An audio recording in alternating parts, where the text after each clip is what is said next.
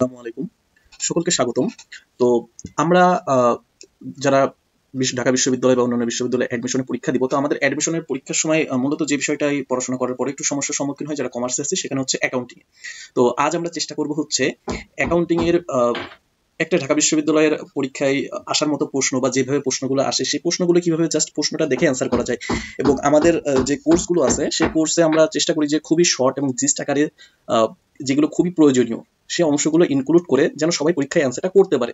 অর্থাৎ যতটুকু পড়লে আমরা যেন পরীক্ষায় সর্বোচ্চ স্কোরটা তুলতে পারি এবং খুবই জিস্ট এবং বেসিক বিষয়গুলো জানার মাধ্যমে আমরা যেন অ্যান্সারটা করে সর্বোচ্চ নাম্বার তুলতে পারি সেই চেষ্টা করবো। যাই হোক, আমরা প্রথমে একটু দেখি ঢাকা বিশ্ববিদ্যালয়ে আসার মতো প্রশ্ন কয়েকটা আমরা একটু অ্যানালাইসিস করে আজকে একটু দেখি।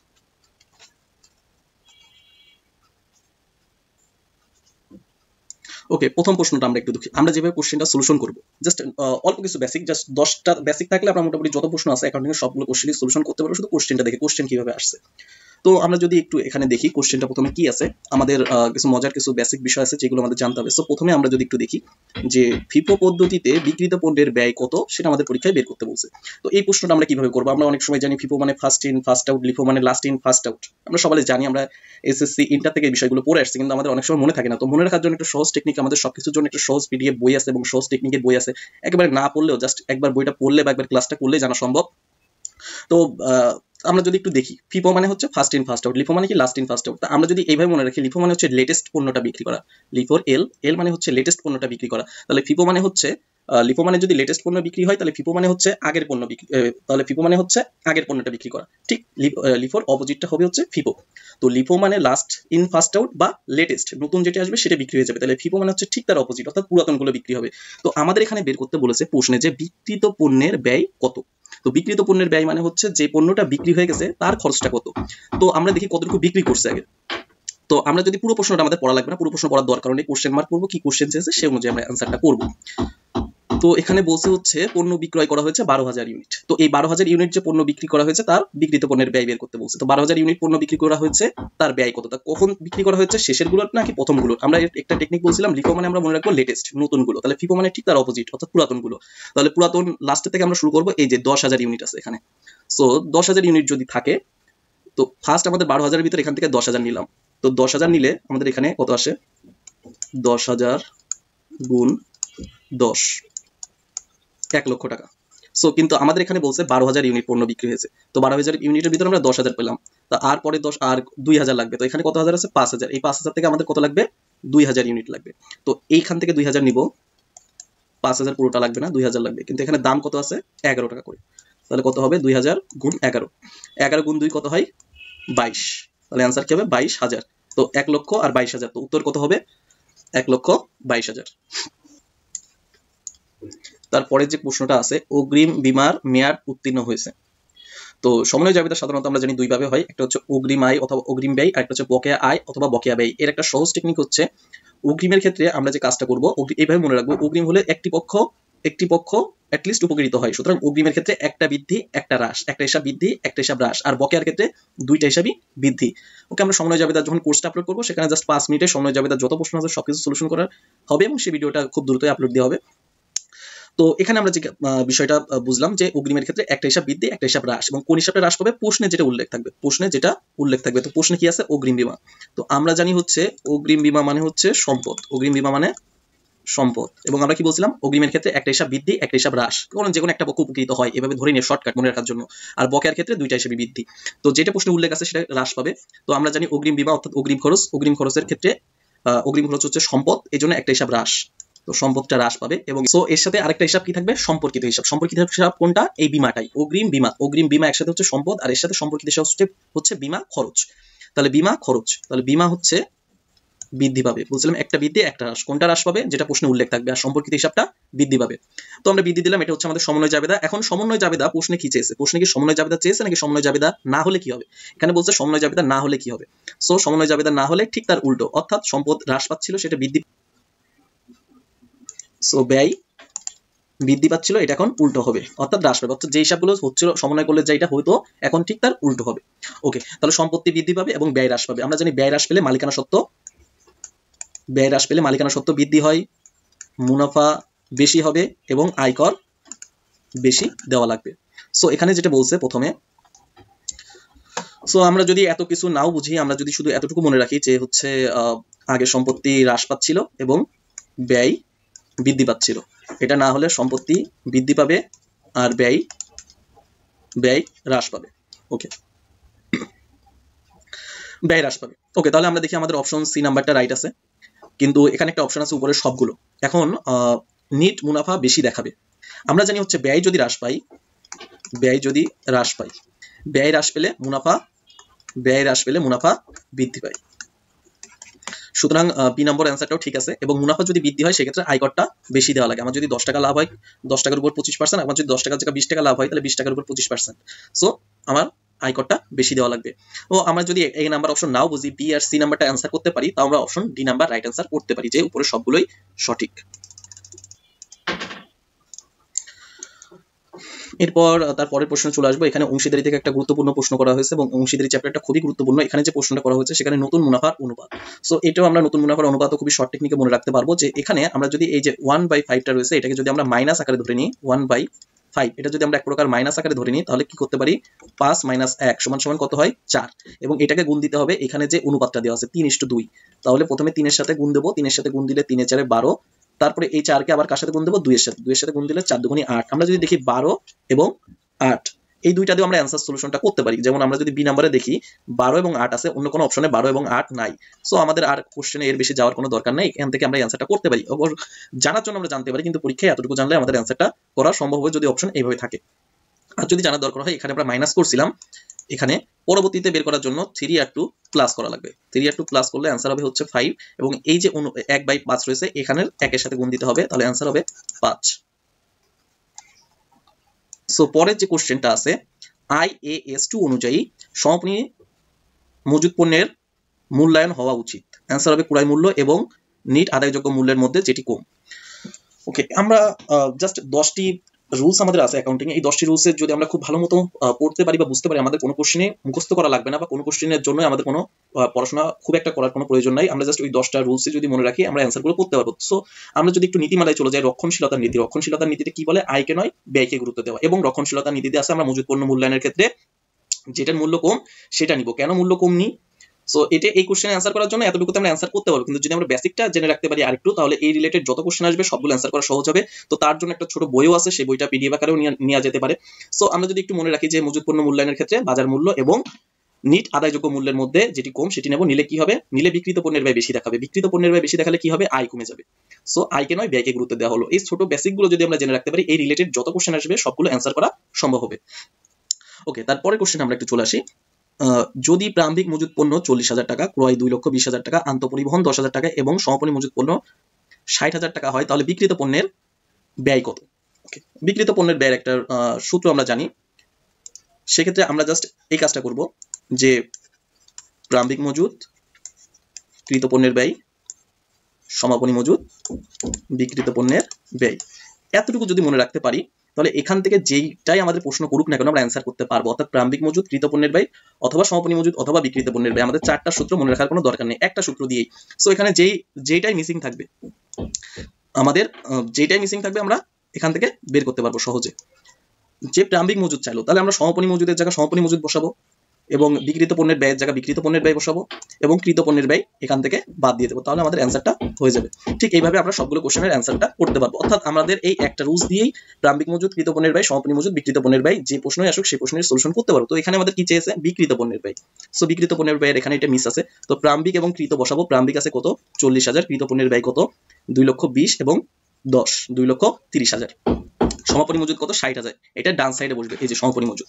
তো ডান সাইডে বসলে এটা এদের সাথে কি হবে, কাটাকাটি করা লাগবে। সো আমরা যদি অঙ্ক কোনোটাই যোগ বিয়োগ করা লাগবে না, জাস্ট কাটাকাটি করে শর্টে অ্যান্সার করতে পারি। তো এই যে 60,000 আর এই 40,000 কেটে দিলে আরো কত বিয়োগ করা লাগবে, আরো 20,000।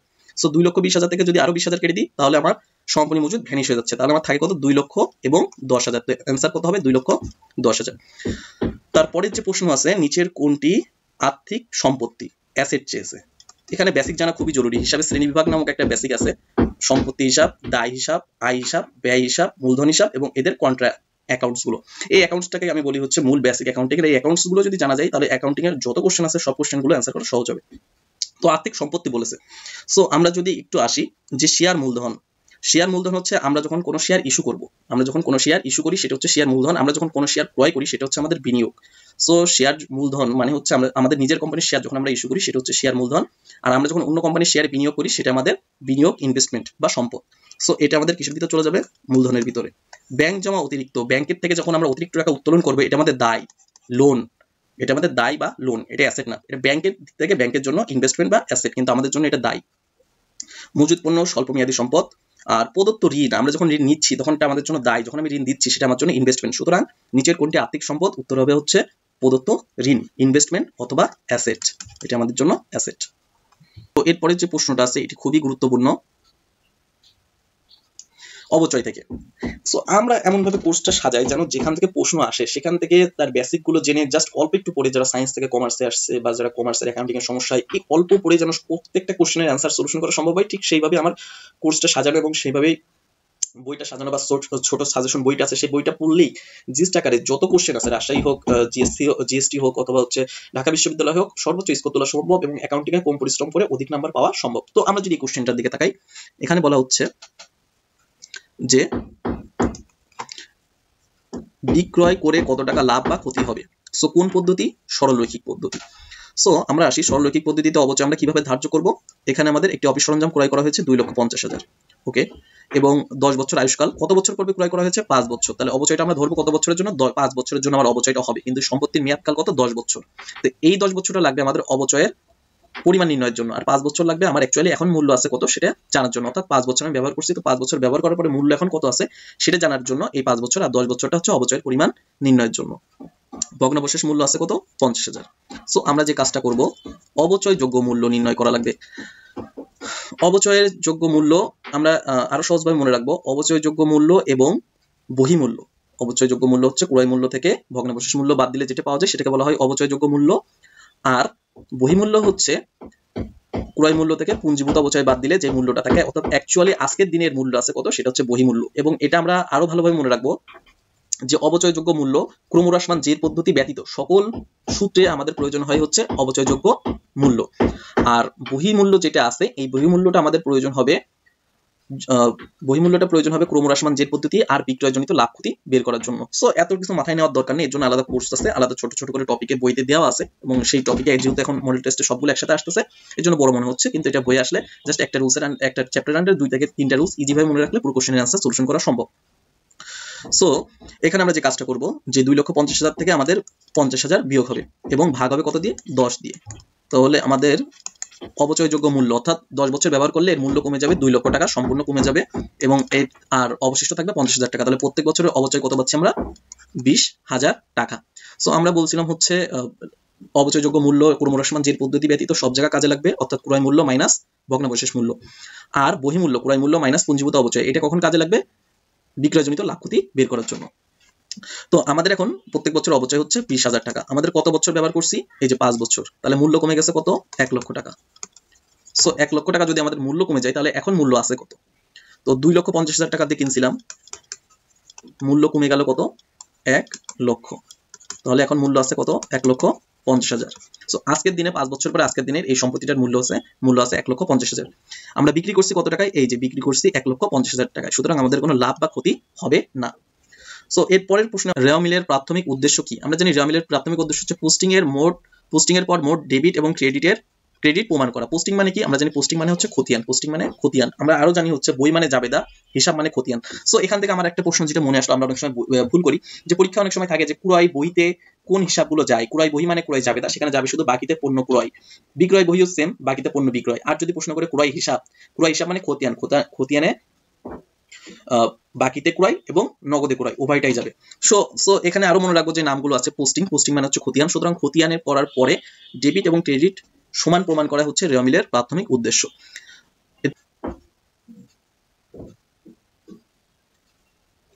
সো এর পরের প্রশ্ন আছে, একটি ব্যতীত নিচের মানে অপশনে বলা হচ্ছে প্রত্যেকটা অপশনের যে কোন অপশনটি ব্যতীত অন্য সবগুলো শেয়ার হোল্ডারদের সত্ত্ব। আচ্ছা, শেয়ার হোল্ডারদের সত্ত্ব কি? এখানেও নামগুলো মনে রাখতে হবে যে শেয়ার হোল্ডারদের সত্ত্ব, মালিকানা সত্ত্ব, ইকুইটি, আন্তঃদায়ী, নিট, সম্পদ, এই সবগুলোকেই মালিকানা সত্ত্ব বলা হয়। সো শেয়ার হোল্ডারদের সত্ত্ব যেটা মালিকানা সত্ত্ব একই জিনিস, ইকুইটিও একই জিনিস। সো আমরা যদি এখানে আসি যে কোনটি ব্যতীত সবগুলো মালিকানা সত্ত্ব, জমাকৃত মুনাফা। জমাকৃত মুনাফা মানে হচ্ছে মুনাফার যে অংশটা জমা করে রাখা হয়, কাদের জন্য জমা করা রাখা হয়? মালিকদের জন্য, সুতরাং এটা মালিকদের অংশ। তারপরে বলা হচ্ছে মূলধন সঞ্চিতি। সো মূলধন সঞ্চিতি, এখানে তো মূলধন নামটা সরাসরি দেওয়া আছে, তো মূলধন নামটা সরাসরি দেওয়া থাকলে এটা মালিকানা সত্ত্বের ভিতর যাবে। মালিকানা সত্ত্ব মানে শেয়ার হোল্ডারদের সত্ত্ব। শেয়ার অধিহার, এটা খুবই গুরুত্বপূর্ণ। শেয়ার সংক্রান্ত একটা খুবই ছোট ক্লাস দেওয়া আছে এবং সেখানে শেয়ার সম্পর্কিত জাবেদা, শেয়ারের জাবেদা কিভাবে করব, লভ্যাংশ ঘোষণা, লভ্যাংশ ঘোষিত লভ্যাংশ পরিশোধ, বোনাস শেয়ার, এর ফলে কিভাবে ওই প্লাস ওই মাইনাস হয়, শেয়ার ইস্যু কি, শেয়ার ক্রয় করলে কি হয়। সো এই জিনিসগুলো খুবই সহজ, জাস্ট 5 মিনিটের একটা ক্লাস করলে সেগুলো সলভ করা সম্ভব হয় এবং এটা মুখস্থ করার দরকার নেই, জাস্ট ক্লাসটা করলেই সেখান থেকে যে প্রশ্নগুলো আসবে সেই প্রশ্নগুলো সলিউশন করা সম্ভব হয়। অ্যাকাউন্টিং এত প্রেশারের কিছু নাই, কঠিন কোনো কিছু না। সো আমরা সেই জিনিসগুলোতে আস্তে আস্তে যাবো। সো শেয়ারের অধিহার আমরা মনে রাখবো, শেয়ারের অধিহার বা অবহার এই দুইটা আমরা অনেক সময় শুনছি। শেয়ার অধিহার এবং শেয়ার অবহার। শেয়ার অধিহারের ক্ষেত্রে আমরা মনে রাখবো যে পরিমাণ যেটা টাকা নির্ধারিত তার থেকে অধিক টাকায় যখন বিক্রি করা হবে তখন সেটা শেয়ার অধিহার, এবং শেয়ার অধিহারটা হচ্ছে আমাদের মূলধন জাতীয় প্রাপ্তি, মূলধন জাতীয় প্রাপ্তি। আর অনেক সময় আসলে হচ্ছে শেয়ার অবহার। শেয়ার অবহার হচ্ছে শেয়ার বাট্টায় বিক্রি করা, কমে বিক্রি করা। এটা আমাদের জন্য অলিক, অবাস্তব বা ভুয়া সম্পদ। পরীক্ষায় খুবই আসার মতো একটি প্রশ্ন যে শেয়ার অবহার কি, শেয়ার অধিহার কি। সো শেয়ার অধিহার হচ্ছে মূলধন জাতীয় প্রাপ্তি, আর শেয়ার অবহার হচ্ছে আমাদের শেয়ারের মূল্য তার থেকে কমে বিক্রি করলে এটা কি হবে? অলিক সম্পদ, অবাস্তব সম্পদ, ভুয়া সম্পদ। তাহলে অধিহার হচ্ছে আমাদের মূলধন জাতীয় প্রাপ্তি আর অবহার হচ্ছে অলিক, অবাস্তব বা ভুয়া সম্পদ। সো এ, বি এবং ডি এর কোনোটাই অ্যান্সার হচ্ছে না, এবং প্রত্যেকটা হচ্ছে ইকুইটি, মালিকানা সত্ত্ব, নিট সম্পদ। মালিকানা সত্ত্ব যেটা, নিট সম্পদও একই। কেন নিট সম্পদ বলা হচ্ছে? সম্পদ থেকে দায় বাদ দিয়ে মালিকানা সত্ত্ব নির্ধারণ করা হয়, এই জন্য মালিকানা সত্ত্বের আরেকটা নাম হচ্ছে নিট সম্পদ। সো এই তিনটা জানলে আমরা অ্যান্সার করতে পারবো। আর শেয়ারে বিনিয়োগ, এখানে যে অপশনটা আছে শেয়ারে বিনিয়োগ, এটা হচ্ছে আমাদের অ্যাসেট, সম্পদ, সুতরাং এটা মালিকানা সত্ত্বের ভিতরে যাবে না। আমি যখন আমার কোম্পানির শেয়ার ইস্যু করবো এটা আমার জন্য হচ্ছে মালিকানা সত্ত্ব, আমার কোম্পানির মালিকানা সত্ত্ব বৃদ্ধি পাচ্ছে। আর আমি যখন অন্য কোম্পানির শেয়ার ক্রয় করবো সেটা আমার জন্য বিনিয়োগ বা ইনভেস্টমেন্ট। সো এতটুকু জানলে, মূল বেসিক কিছু বিষয় জানলে আমরা সবগুলো কোশ্চেনের অ্যান্সার করতে পারবো। এরপরে যে প্রশ্নটা আছে খুবই গুরুত্বপূর্ণ প্রশ্ন, এখানে ব্যাংক সমন্বয় বিবরণী থেকে প্রশ্ন, এবং ব্যাংক সমন্বয় বিবরণীতে আমাদের অনেকেরই সমস্যা হয়, এবং এটি খুবই সহজ একটি অধ্যায়, যে অধ্যায়টি আসলে মুখস্থ করার মতো কোনো কিছুই নেই, একটু ক্লাস করলে, একটু একবার বোঝার চেষ্টা করলে এখান থেকে সলিউশন করা যায়।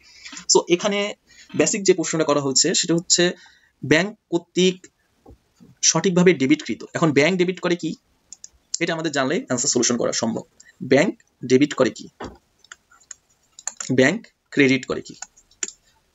সো ব্যাংক ডেবিট করে কি আর ব্যাংক ক্রেডিট করে কি। ব্যাংক ডেবিট মানে হচ্ছে ব্যাংকের জন্য সম্পদ ব্যাংকের সাইড থেকে, ব্যাংক ক্রেডিট মানে হচ্ছে ব্যাংকের জন্য দায়। তো আমাদের টাকা যখন ব্যাংকে জমা হয় সেটা ব্যাংকের জন্য কি দায়, সে টাকাটা আমাদের ফেরত দেওয়া লাগবে। বলে যে ক্রেডিট, কেন ক্রেডিট? কারণ এটা ব্যাংকের জন্য দায়, ব্যাংক আমাদের কাছে ঋণ নিচ্ছে। আর ব্যাংক আমাদের কাছে যখন চার্জ করে নিচ্ছে কোনো টাকা, ব্যাংক যখন আমাদের কাছে কোনো টাকা পায় সে টাকা যখন নিচ্ছে তখন সেটা ব্যাংকের জন্য কি অ্যাসেট। সো আমরা ডেবিট করা মানে এতটুকু বুঝবো সেটা ব্যাংকের জন্য অ্যাসেট বা ব্যাংকের জন্য সম্পদ। আর ব্যাংক যখন আমাদের অ্যাকাউন্টে কোনো টাকা ক্রেডিট করবে সেটা আমাদের জন্য হচ্ছে সম্পদ, কিন্তু ব্যাংকের জন্য হচ্ছে দায়, কারণ ব্যাংক সেই টাকাটা আমাদের কাছ থেকে ঋণ নিচ্ছে। সো ডেবিট করছে মানে ব্যাংকের জন্য এটা সম্পদ।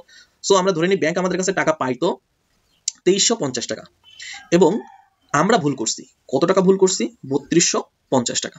ব্যাংক আমাদের কাছে পাই 2350 টাকা, আমরা ভুল করে লিখছি কত? 3250 টাকা।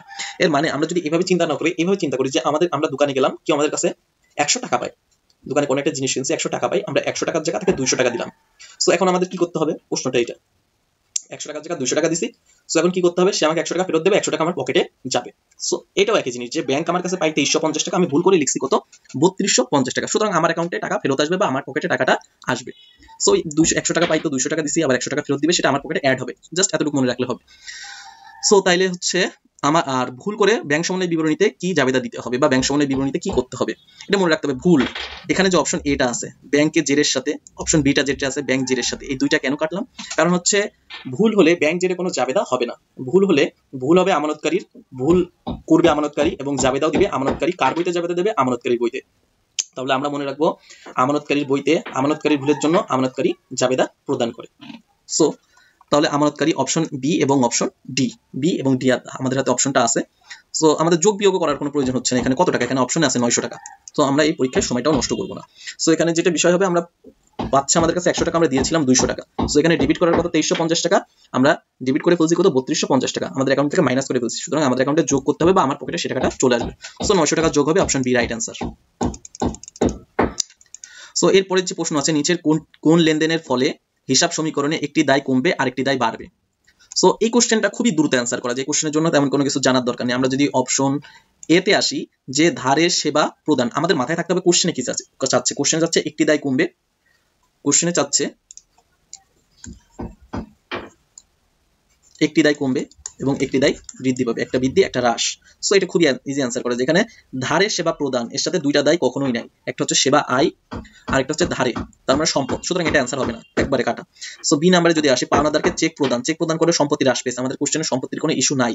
চেক প্রদান করলে একটি সম্পত্তি আর একটা দায়ের বিষয় আছে, কিন্তু কোশ্চেনে দায়ের কোনো বিষয় আসবে না, সম্পত্তির কোনো বিষয় আসবে না, এই জন্য এটা অ্যান্সার করতে পারবো না। তারপরে যেটা আছে যে দেনাদারের চেক প্রত্যাখ্যাত হলো। সো দেনাদার মানে হচ্ছে সম্পদ, আমাদের কোশ্চেনে সম্পদ চাই না, কোশ্চেনে চাইছে দায়, সুতরাং দায় আসবে। So A B R D এই তিনটা কোশ্চেন আমরা যদি দেখি, তিনটা অপশন, তারপর আমরা অ্যান্সারটা করতে পারবো। অ্যান্সার হবে হচ্ছে পাওনাদারের বিলে স্বীকৃতি প্রদান। সো লাস্টের যে প্রশ্নটা আছে, এই প্রশ্ন অনেকের কাছে সহজ আবার অনেকের কাছে একটু কঠিন। এখানে বলছে হচ্ছে দায়ের পরিবর্তন। সো পরিবর্তন আর হচ্ছে পরিমাণ, এই দুইটা শব্দের ভিতরে অনেক পার্থক্য। পরিবর্তন বললে জাস্ট সম্পত্তি এবং দায়ের বা মালিকানা সত্ত্বের কতটুকু পরিবর্তন আছে সেটা অ্যান্সার করলে হবে। আর যদি পরিমাণ বলে তাহলে কতটুকু বৃদ্ধি বা হ্রাস পেয়েছে সেটার সাথে প্রারম্ভিক যে ব্যালেন্সটা ছিল সেই ব্যালেন্সটা যোগ অথবা বিয়োগ করে পরিমাণটা নির্ণয় করতে হবে। তো আমাদের এখানে পরিবর্তন চেয়েছে, আমরা শুধু সম্পত্তি ও দায় যতটুকু চেঞ্জ হয়েছে শুধু ততটুকু নিয়েই কাজ করব। আর যদি পরিমাণ বলতো এই চেঞ্জটুকু নিয়ে আবার প্রারম্ভিক যে ব্যালেন্সটা আছে সেই ব্যালেন্সের সাথে যোগ অথবা বিয়োগ করতে হতো, যদি হ্রাস পেতো তাহলে বিয়োগ করতাম, যদি যোগ হতো তাহলে প্লাস করতাম। সো এখানে আমরা দেখতে পাচ্ছি সম্পদের কোনো পরিবর্তন হয় না, ইকুইটির পরিবর্তন হয়েছে, ইকুইটি হ্রাস। সো ইকুইটি হ্রাস পেলে কি করতে হবে, A = L + OE। সো এখানে ইকুইটি মানে আমরা একটু আগে কি বলছিলাম, মালিকানা সত্ত্ব। ইকুইটি, নিট সম্পদ, শেয়ার হোল্ডারদের দাবি, জমাকৃত মুনাফা, এই সবগুলো হচ্ছে মালিকানা সত্ত্ব। সো মালিকানা সত্ত্ব যদি হ্রাস পায়, হ্রাস বললে দায়ের পরিমাণ বৃদ্ধি পাবে। সো সমান সমানের এক সাইডে যেটা হবে একই দিকে থাকলে সেটা অপোজিট হবে, অর্থাৎ ওই প্লাস হলে ওই মাইনাস, আবার ওই প্লাস হলে এল মাইনাস, এল প্লাস হলে ওই মাইনাস, আর যদি এ সাইডে হতো এ প্লাস হলে এ মাইনাস হলে এ প্লাস। ঠিক আছে, তো সমান সমানের একই সাইডে হলে ঠিক তার অপোজিট রিঅ্যাকশন হবে। তো ইকুইটির পরিমাণ যদি হ্রাস হয় তাহলে দায়ের পরিমাণ বৃদ্ধি পাবে। সো অ্যান্সার আমাদের হচ্ছে দায় বৃদ্ধি পায় কত টাকা, 50,000 টাকা। ঠিক এই কোশ্চেনটাই যদি দায়ের পরিমাণ পরিবর্তন না বলে যদি বলতে হচ্ছে যে পরিবর্তনের এখানে পরিবর্তন না বলে যদি বলতো পরিমাণ, তাহলে এই যে 50,000 টাকা বৃদ্ধি হয়েছে এটা প্রারম্ভিক দায়ের সাথে যোগ হতো, তখন অ্যান্সারটা কি হতো, এই যে প্রারম্ভিক দায়ের পরিমাণ দেওয়া আছে, মোট দায়ের পরিমাণ ছিল 4 লক্ষ টাকা, তখন এই 4 লক্ষের সাথে 50,000 টাকা যোগ করে অ্যান্সার হইতো 4,50,000। সো এইভাবে আমরা পরীক্ষার কোশ্চেনগুলোকে সুন্দরভাবে সলিউশন করতে পারি শুধু অল্প কিছু রুলস জানার মাধ্যমে। সেই রুলসগুলোর একটি বই আছে, ছোট বই, এবং 10টি রুলস, এবং জাস্ট বেসিকটা জানার মাধ্যমে অ্যাকাউন্টিং এ খুব বেশি মুখস্থ করারও দরকার নেই, খুব বেশি পড়ারও কোনো প্রয়োজন নেই। জাস্ট অল্প একটু বেসিক জানলে আমরা যে কোনো প্রশ্ন যেখান থেকে আসুক, যে টপিক থেকে আসুক, সেই টপিক থেকেই অ্যান্সার করতে পারবো। সো আমাদের গ্রুপ লিংক এবং হচ্ছে পেজের লিংক এবং হচ্ছে নাম্বার সবকিছু দেওয়া হবে, এবং তোমাদের যেভাবে সহযোগিতা করতে পারি তার জন্য সর্বোচ্চ প্রচেষ্টা থাকবে। তো সকলের জন্য শুভকামনা।